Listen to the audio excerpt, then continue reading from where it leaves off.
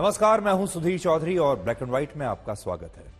कल से पाकिस्तानी खिलाड़ी अबरार अहमद की एक तस्वीर काफी वायरल हो रही है। आपने भी देखी होगी ये तस्वीर, जिसमें उसकी आंखों और उसके चेहरे पर भारत के प्रति नफरत साफ दिखाई दे रही है। और भारत के प्रति यही नफरत पाकिस्तानी खिलाड़ियों को खेल के मैदान में एक खिलाड़ी नहीं बल्कि एक फौजी बना देती है, जो हर कीमत पर भारत को हराना चाहते हैं, जो हर कीमत पर भारत से न जाने किस बात का बदला लेना चाहते हैं। और आखिर में आपको दिखाएंगे कि भारत में 4 लोगों का एक परिवार हर महीने औसतन कितना तेल खाता है, और यही तेल आज भारत के लोगों को मोटापे के जरिए अपना शिकार बना रहा है। वो सारा तेल आज मैं अपने हाथ में यहां आपको मैं लेकर आया हूं। ये जितने तेल की बॉटल्स आप देख रहे हैं, ये उतना तेल है जो 4 लोगों का एक भारतीय परिवार एक महीने में औसतन। आज मुख्यमंत्री योगी आदित्यनाथ ने भी विधानसभा में इसी मुद्दे पर एक बयान दिया, और यह बयान काफी कुछ बताता है। उन्होंने कहा कि महाकुंभ में जो जिस भावना से गया उसे वही देखने को मिला। जैसे गिद्धों को केवल लाश मिली, पर्यटकों को बेहतर इंतजाम मिले, संवेदनशील लोगों को रिश्तों की खूबसूरत तस्वीर मिली, आस्थावान को पुण्य मिला, सज्जनों को सज्जनता मिली, भक्तों को भगवान मिले।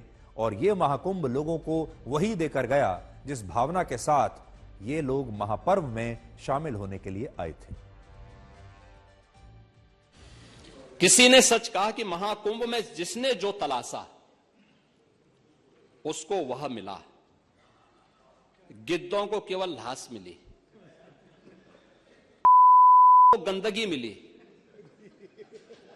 संवेदनशील लोगों को रिश्तों की खूबसूरत तस्वीर मिली, आस्थावानों को पुण्य मिला, सज्जनों को सज्जनता मिली, गरीबों को रोजगार मिला, अमीरों को धंधा मिला, श्रद्धालुओं को साफ सुथरी व्यवस्था मिली, पर्यटकों को अव्यवस्था मिली, सद्भावना वाले लोगों को जाति रहित व्यवस्था मिली, भक्तों को भगवान मिले।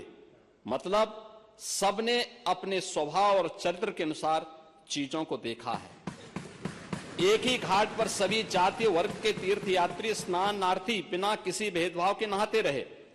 सनातन की सुंदरता आखिर समाजवादी और वामपंथियों को कैसे नजर आएगी, लेकिन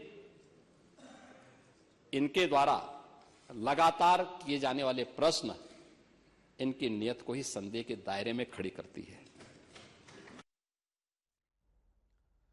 अब जरा यह देखिए कि हमारे देश में लोग हर साल 4 धाम की तीर्थ यात्रा पर जाते हैं, लेकिन इस बार महाकुंभ में लोगों ने 3 धाम की एक अलग ही यात्रा की, और यह भीड़ के लिहाज से दुनिया की सबसे बड़ी तीर्थ यात्रा बन चुकी है। ये 3 धाम है महाकुंभ, वाराणसी का काशी विश्वनाथ मंदिर और अयोध्या में भगवान श्री राम का मंदिर। प्रयागराज के महाकुंभ से काशी विश्वनाथ मंदिर सिर्फ 120 किलोमीटर दूर है, और अयोध्या का राम मंदिर 160 किलोमीटर दूर है। और यही वजह है कि देश भर से जो करोड़ों लोग महाकुंभ में पवित्र स्नान के लिए आ रहे हैं, वो तमाम लोग प्रयागराज से अब अयोध्या और काशी विश्वनाथ मंदिर भी जा रहे हैं। पिछले 43 दिनों में 14 करोड़ लोगों ने अयोध्या में राम मंदिर जाकर दर्शन किए हैं, जबकि काशी विश्वनाथ मंदिर में 2 करोड़ 15 लाख लोगों ने दर्शन किए हैं, और यह भी एक नया रिकॉर्ड बन गया है। 5 से 6 दिन तक चलने वाली हज यात्रा में अधिकतम 30 लाख लोग शामिल होते हैं। यरूशलेम के ईस्टर वीक में एक हफ्ते में 40 लाख लोग शामिल होते हैं। इराक में होने वाले मुसलमानों के एक धार्मिक आयोजन में लगभग 2 करोड़ शिया मुसलमान शामिल होते हैं।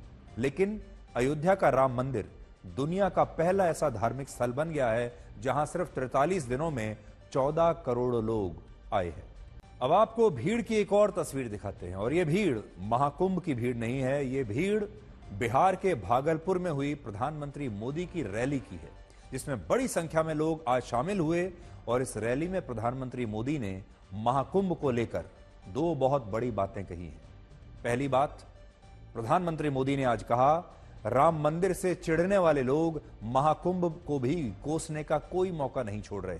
और दूसरा, जंगल राज वाले लोगों को हिंदुओं की आस्था से नफरत है, और इसीलिए वो महाकुंभ के बारे में अपशब्द कह रहे हैं।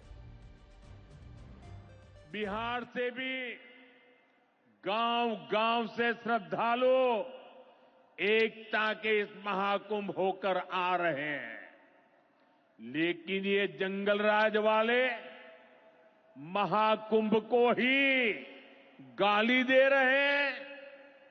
महाकुंभ को लेकर भद्दी भद्दी बातें कर रहे हैं। राम मंदिर से चिढ़ने वाले लोग महाकुंभ को भी कोसने का कोई मौका नहीं छोड़ रहे हैं।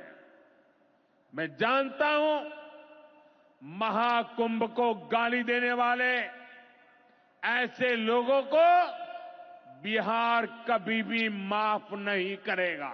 अब हम पाकिस्तान के क्रिकेट खिलाड़ियों के दिमाग में भारत के प्रति नफरत का एक ब्लैक एंड व्हाइट विश्लेषण करेंगे। कल बहुत सारे लोगों को, आप में से भी बहुत सारे लोगों को यह उम्मीद थी कि चैंपियंस ट्रॉफी के मैच में भारत और पाकिस्तान के बीच एक बहुत ही रोमांचक मुकाबला आपको देखने को मिलेगा। आप में से भी बहुत सारे लोग टीवी के सामने बैठ गए होंगे या अपने मोबाइल फोन पर लगातार आप इस मैच के साथ चिपके रहे होंगे, क्योंकि भारत और पाकिस्तान का मैच जब होता है तो वो होता ही इतना बड़ा है। लेकिन भारत ने इस बहुत ही नीरस से मैच में पाकिस्तान को बड़ी आसानी से हरा दिया और किसी भी पल ऐसा नहीं लगा कि पाकिस्तान भारत के लिए कोई चुनौती बन सकता है। वन साइडेड मैच था। पाकिस्तान के खिलाड़ियों में खेल भावना कम और नफरत ज्यादा दिख रही थी और कल से ही पाकिस्तान के एक खिलाड़ी अबरार अहमद की यह तस्वीर लगातार ट्रेंड कर रही है, जो अब मैं आपको दिखाने वाला हूं। इस तस्वीर को आप देखिए। इस तस्वीर में शुभमन गिल को आउट करने के बाद अबरार अहमद उन्हें इशारे से मैदान से बाहर का रास्ता दिखा रहे थे और उनका मजाक उड़ा रहे थे। लेकिन इस तस्वीर में आपको एक चीज और नजर आएगी उनकी आंखों में। इस तस्वीर में आपको भारत के प्रति एक नफरत दिखाई देगी।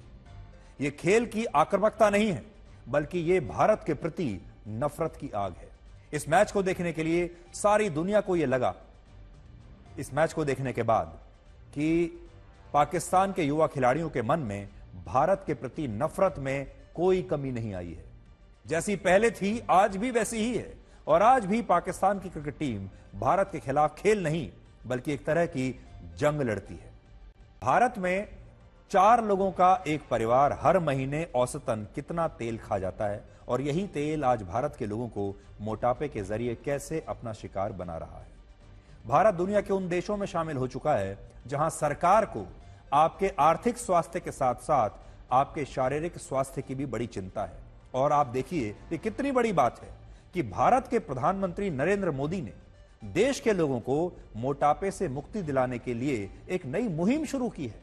प्रधानमंत्री को खुद सामने आना पड़ा, देश के लोगों को बताना पड़ा कि देश के लोग अस्वस्थ हो रहे हैं, मोटापे के शिकार हो रहे हैं और अब उन्हें अपना वजन कम करना चाहिए और फिट रहना चाहिए। और यह उन्होंने नई मुहिम शुरू की है। और प्रधानमंत्री की इस मुहिम में कुकिंग ऑयल का महत्व सबसे ज्यादा है, क्योंकि प्रधानमंत्री मोदी लोगों से यह कह रहे हैं कि वो अपने खाने में जितना तेल खाते हैं उसे कम से कम 10% कम कर लें तो वो फिटनेस की तरफ जाने लगेंगे। मोटापा हमारे देश की कितनी बड़ी समस्या बन गया है, इस बात को आप एक रिपोर्ट से समझिए। यह रिपोर्ट है लैंसेट की। वर्ष 2024 की इस रिपोर्ट में लिखा है कि भारत में 18 वर्ष से ऊपर की 50% आबादी, यानी हर 2 में से एक युवा या एक व्यक्ति शारीरिक रूप से फिट नहीं है और इनमें भी महिलाओं की संख्या ज्यादा है। भारत में 57% महिलाएं और 42% पुरुष फिजिकली अनफिट है और इसका सबसे बड़ा कारण है मोटापा। और मोटापे की वजह से भारत के लोग कई तरह की बीमारियों से घिरते जा रहे हैं और यह मोटापा एक फैट बॉम्ब की तरह हर सेकंड, हर मिनट और हर घंटे लोगों के शरीर में टिक टिक कर रहा है और यह कभी भी फट सकता है।